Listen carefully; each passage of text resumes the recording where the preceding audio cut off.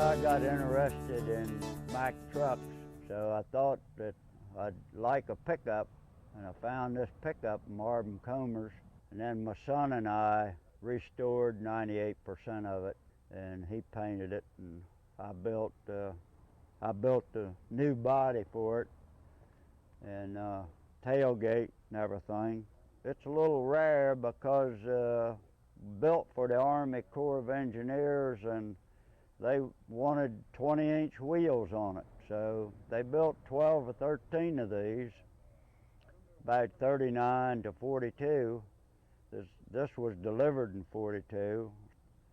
This is the only one that anybody knows about with 20-inch wheels on it left in existence. The most of the engine and cab and everything is the same as a ED.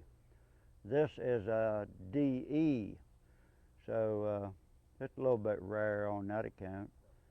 This is a photo of it when I bought it from Marvin Comer. It was a little bit rough. The doors were rusted off about 6 inches from the bottom, and of course the front bumper, it wasn't original, and no fenders, and the body, it was completely shot. So this is a picture of the chassis that after I stripped it down to rebuild a chassis and the brakes and all new brake cylinders and brake lines and everything, put that all on new, and started putting it back together. This is a picture when I just got the chassis and the wheels and the engine in it, got it running before the body was finished in the cab. I used to drive it around on a farm and for a few months. This is a picture where it was pretty much finished except the body. Waiting to get the body finished took a little bit of time to build the body. This has a 4-speed transmission in it. Got the little lever on the gear shift for reverse.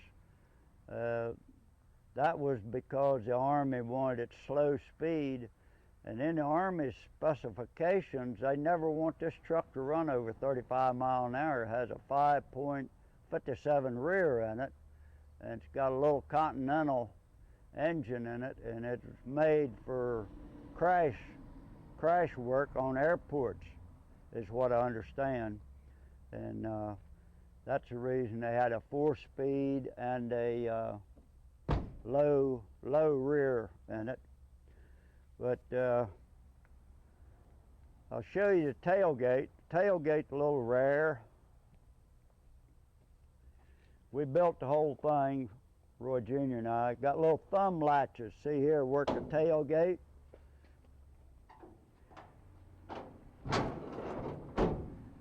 We built the tailgate, and then I put the new floor and everything in it.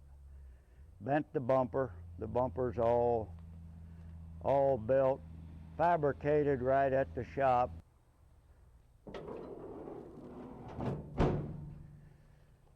I like it. I prefer it over most of the other trucks because it's light and I drive it around local. Kids like it.